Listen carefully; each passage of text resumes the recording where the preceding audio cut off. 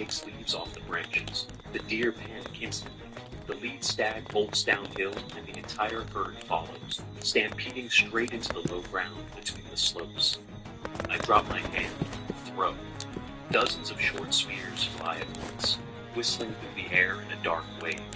The lead stag takes 3 hits and crashes to the ground, sliding across the grass. The herd slams into each other, trying to change direction. Round after round of javelins rain down. By the time the dust clears, 7 or 8 deer are lying in the valley floor, wooden spears sticking out of their bodies at every angle. They look like oversized hedgehogs. Not a single hunter has a scratch. But before anyone can cheer, Aru's white ear snaps straight up. Her nose twitches and her face goes hard. She grabs me and pulls me behind her. A foul, rotten smell rolls in. From the dark tree line of large dogs, covered in mangy, patchy fur, with faces marked in black and white patterns that look like twisted human expressions. There are at least 30 of them, spreading out in a half circle, eyes locked on our kill. The leader stands at the front, bearing rows of jagged yellow teeth, and letting out a shrill, mocking cry. In the past, the tribe would give up half the prey to avoid a fight. These things bite dirty, and the wounds always get infected. A few of the younger girls are already glancing nervously at the deer, ready to sacrifice a share. Aru asks me quietly if we should just give them 2 and leave safely. I step out from behind her and say no, not a single piece. I arrange the warriors into a tight semicircle.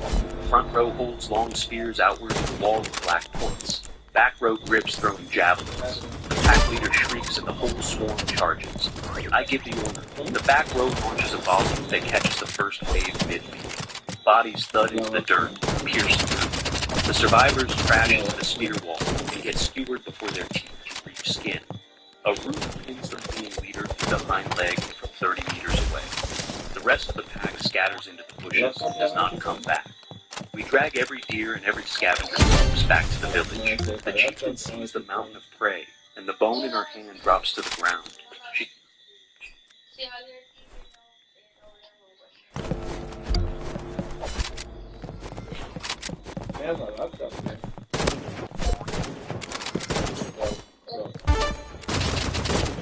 Back row grips throwing javelins.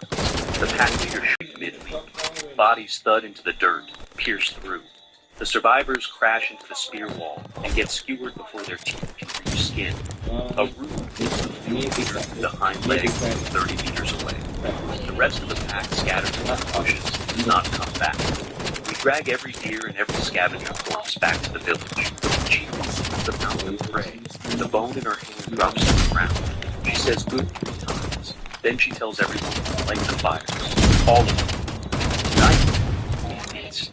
I stand in the middle of the celebration, watching the Yo! We nearly killed the dude, but I had to reload. Aru wraps her tail around my wrist, hands me the best cut of meat, and tells me to eat. There is still so much to build. Bro. Clay pottery, bronze tools, tamed animals, a real civilization. But tonight, surrounded by warmth, the sound of full bellies and happy voices, this is enough.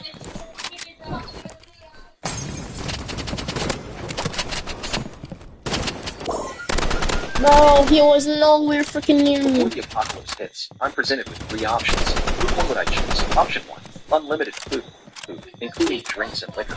Option 2, a golden desert eagle with a full stash of ammo.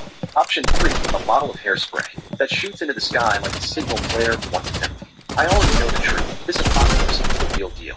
The world's state of affairs is about to get much worse. Humanity will rot as the zombie virus explodes across the globe. Order and law will gradually collapse into nothing. In the end times, food scarcity is the only problem that matters. I don't even hesitate. I choose the first option. Yeah, but it was Thank you, I nowhere say. close to me. Thank you very much. I'm buzzing with excitement as I think to myself. Give me a Coke, just a little bit. A second later, the whole Coke suddenly appears before me. I can't contain my thrill.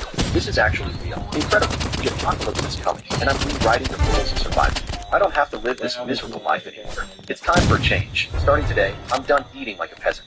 System, give me 10 beef skewers, I command. I start devouring the meat when a notification pings on my phone. It's a text message. I passed my graduate school entrance exam.